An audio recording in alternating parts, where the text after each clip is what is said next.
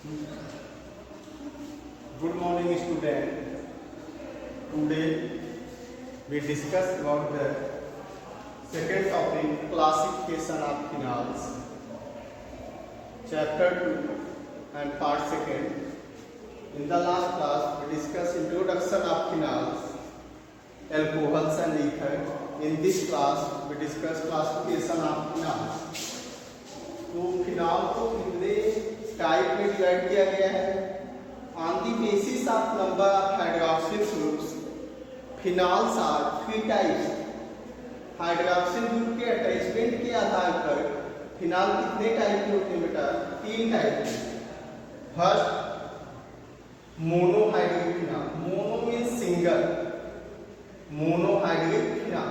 Second dihydric phenol and third that is trihydric phenol. Means monohydric जिसमें केवल एक OH attach होगा benzene ring पे, बेंजीन रिंग पर एक OH जब अटैच होगा तो उस फिनॉल को हम क्या कहेंगे? मोनोहाइड्रिक। लेकिन जिसमें कितने OH होंगे बेटा? 2। कितने हैं ये? 2 OH हैं, तो उसे हम क्या कहेंगे? डाइहाइड्रिक। और जिसमें 3 OH अटैच होंगे बेंजीन रिंग पे डिफरेंट पोजीशन पे, वो आपके क्या कहलाएंगे? Trihydric phenol. ओके, ये था आपका classification of phenol. Third classification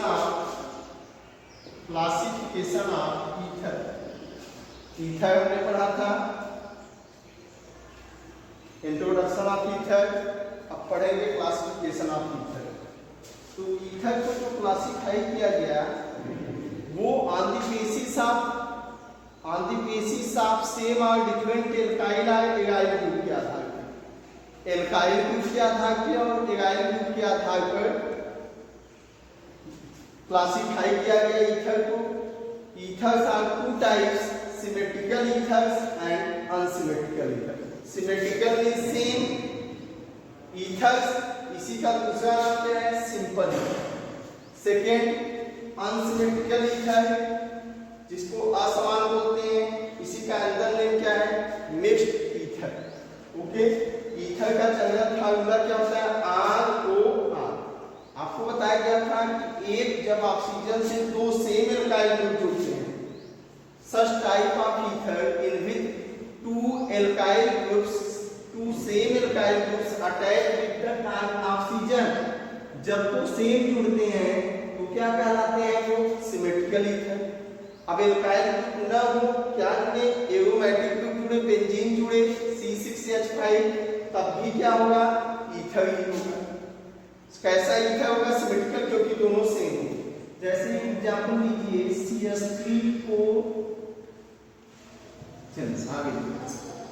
CH3OCH3 जो इसमें आएगा वो कैसा ईथर होगा? सिमेट्रिकल ईथर होगा।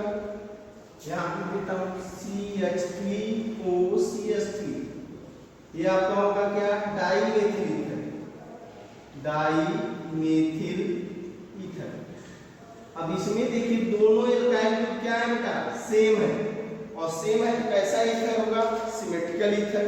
इसी का नाम सिंपल ईथर हो गया। लेकिन जब ऑक्सीजन से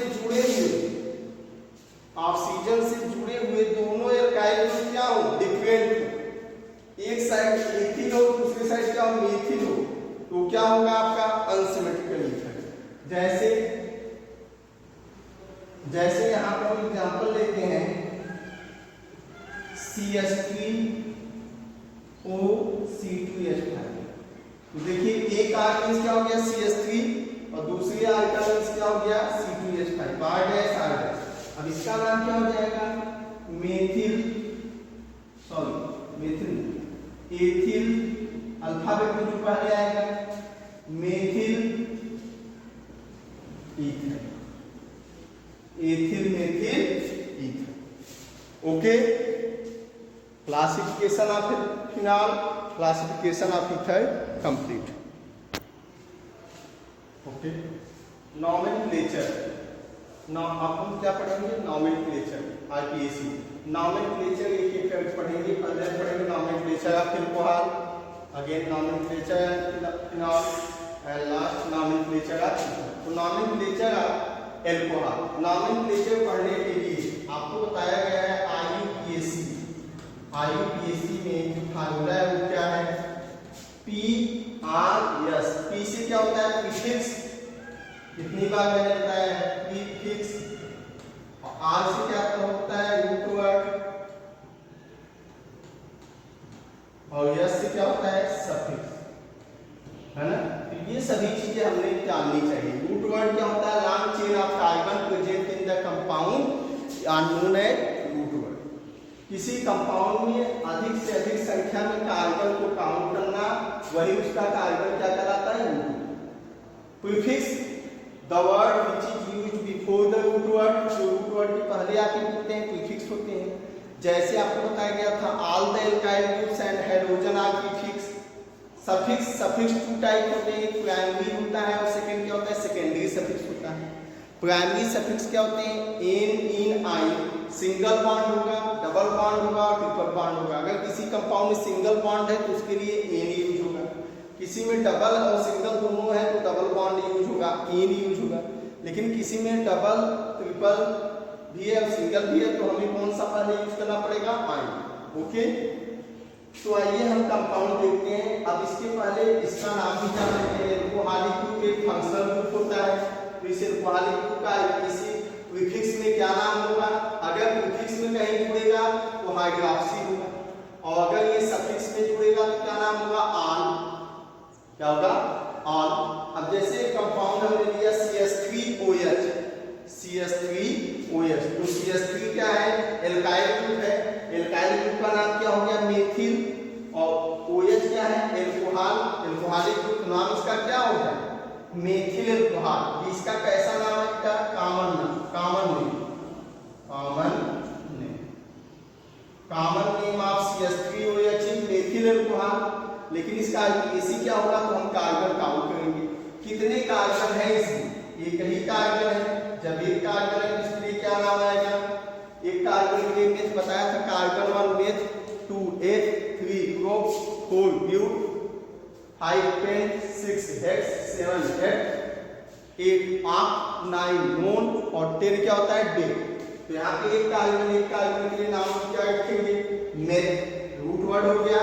अब रूट वर्ड के बाद सफिक्स रखते हैं, और सफिक्स में हम पहले कौन सा सफिक्स रखते हैं, प्राइमरी सफिक्स। प्राइमरी सफिक्स क्या है, एन है, क्योंकि सभी कार्बन से जुड़े हुए हाइड्रोजन सिंगल बॉन्ड से अटैच हैं। यहाँ पे स्ट्रक्चर देख लो,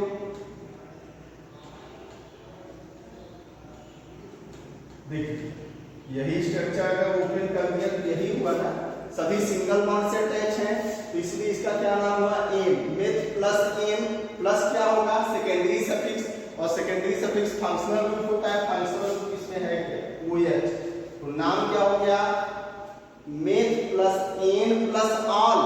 लेकिन ये OH किस कार्बन से जुड़ा है, फर्स्ट कार्बन से जुड़ा है, तो इसीलिए इसका नाम क्या हो गया, meth plus ane plus 1 ol equal to 1 methanol.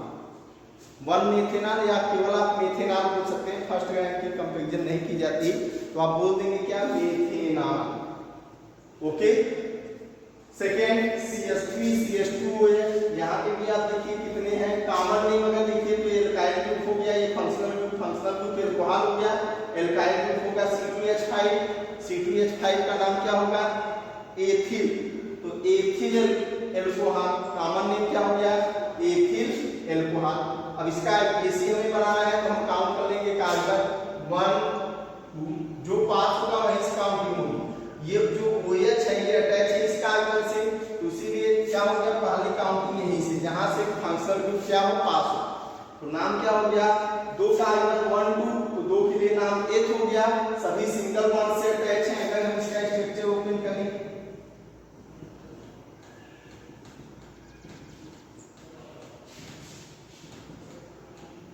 Okay, तो ये आपका क्या हो जाएगा बेटा, ये आपका हो गया सिंगल बॉन्ड से H प्लस एन, और OH किस पे पहली position, H plus ane plus 1 are equal to 1 ethanol, या इसको क्या बोलते हैं, सिंपली एथेनॉल।